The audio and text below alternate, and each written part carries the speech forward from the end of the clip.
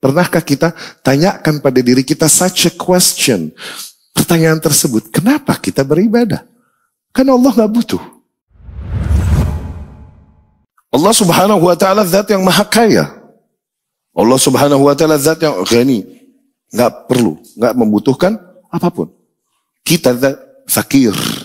Kita nih yang membutuhkan Allah subhanahu wa ta'ala. Allah berfirman, ya ayyuhan nasu antumul fuqara ilallah. Wahai sekalian manusia, kalianlah yang fakir kepada Allah. Fakir yakni butuh. Fakir artinya butuh. Miskin artinya kesian. Secara bahasa ya, fakir artinya butuh, miskin artinya kesian. Kalau secara syariat, secara fikih, barulah fakir, miskin, hubungkan dengan kondisi dompet. Fakir needs more daripada miskin. Miskin artinya cuma kasihan. Fakir artinya butuh. Miskin deh lo, tuh kesian deh lo, artinya begitu. Oke? Fakir secara bahasa tuh artinya begitu. Ya ayyuhan nasu antumul fuqara ilallah. Wahai sekalian manusia, kalianlah yang fakir kepada Allah. Yani kalian yang butuh Allah. Wallahu huwa al-ghaniyyul hamid. Allah adalah zat yang maha kaya lagi maha terpuji. Iyasha yudhibkum wa ya'ti bi khalqin jadid. Kalau Allah mau, dengan mudah Allah bisa menghilangkan kalian begitu saja dan Allah hadirkan makhluk yang baru. Lalu kenapa kita diperintahkan beribadah kepada Allah Subhanahu wa taala? Setelah itu semua. Okay? Nah, dikarenakan apa? Di antara jawaban-jawaban yang diberikan oleh para ulama rahimahumullah, yang pertama adalah di mana Allah Subhanahu wa taala itu haknya untuk diibadahi.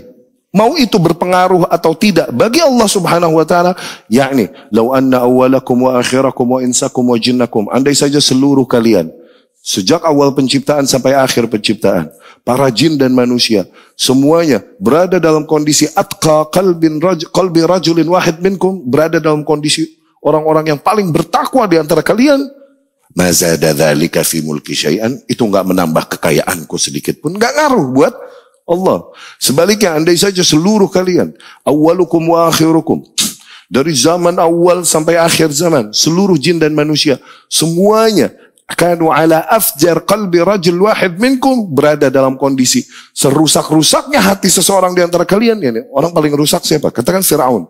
Semua manusia dan jin dari awal penciptaan dan semuanya kelakuannya kayak Fir'aun. Oke? Ma naqasa dzalika min mulki syai'an, itu enggak mengurangi kekayaanku sedikit pun. Allah enggak butuh dan enggak ngaruh ibadah kita. Kenapa kita disuruh ibadah?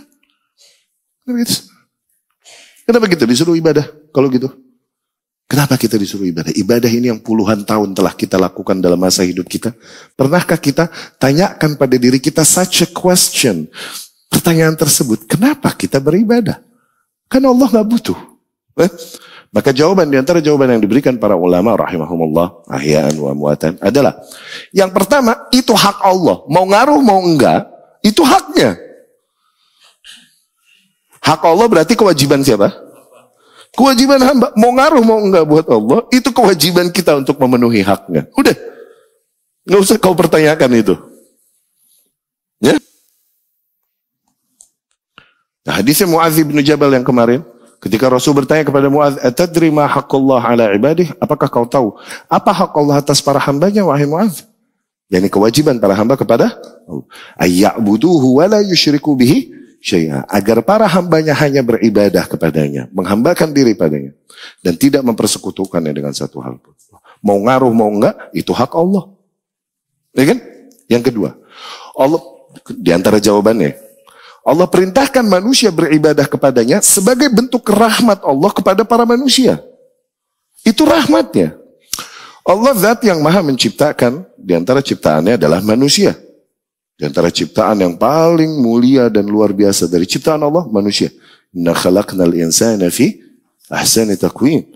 Kami ciptakan manusia dalam sebaik-baiknya bentuk. Oke?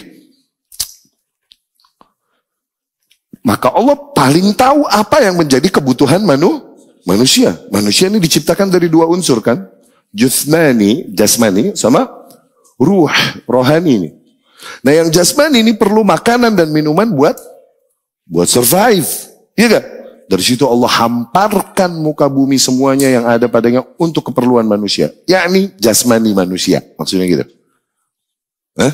Wa sakhkhara lakum ma fil ardi jami'a. Dan Allah lah yang menghamparkan bagi kalian segala hal yang ada di muka bumi. Perlu apa? Oksigen. Allah kasih gratis. Perlu apa? Perlu sunlight. Allah center pakai matahari. Perlu apa lagi? Air. Allah turunin dari langit. Allah timbulin dari bumi. Perlu apa lagi? An'am, hewan-hewan ternak untuk dimakan. Proteinnya nih, protein hewani, Allah jadikan. Perlu tumbuh-tumbuhan, Allah jadikan. Itu semua buat kebutuhan manusia. Itu bicara kebutuhan apa? Jasmani, fisik.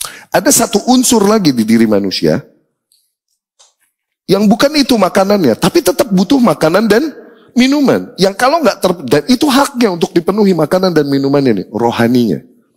Dan kalau nggak dipenuhi, sekaya apapun fisiknya, tetap jiwanya goyang. Berakhir dengan kegilaan kah, berakhir dengan bunuh diri kah, dan lain-lain. Kenapa? Ada satu unsur di dalam dirinya yang berontak menuntut haknya. Apa?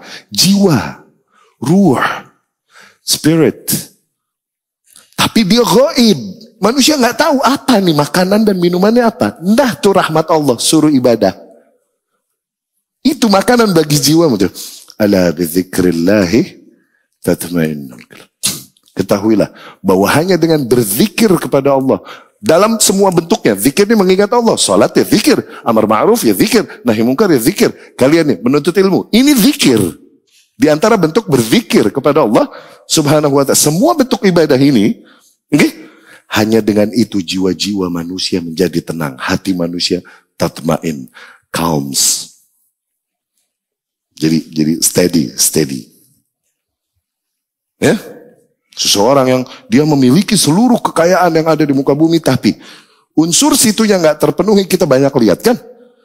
Kok berakhir dengan kegilaan, kok berakhir dengan suicidal, bunuh diri dan lain-lain. Kenapa? Ada unsur di jiwanya yang berontak.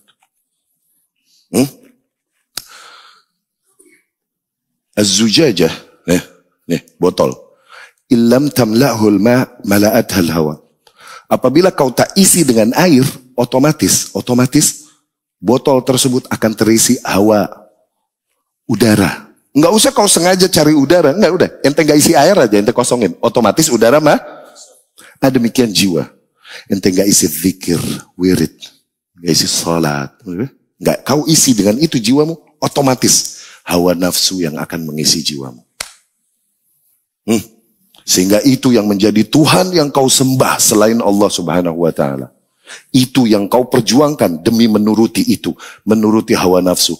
Allah berfirman, "Afara'aita man ittakhadha ilahahu hawa." Tidakkah kau lihat mereka yang menjadikan their own desire as their God. Desire-nya, hawa nafsunya sebagai Tuhan yang mereka sembah. Karena itu lebih dia perjuangkan daripada apa yang Allah tuntut dan perintahkan padanya. Ma'adzallah.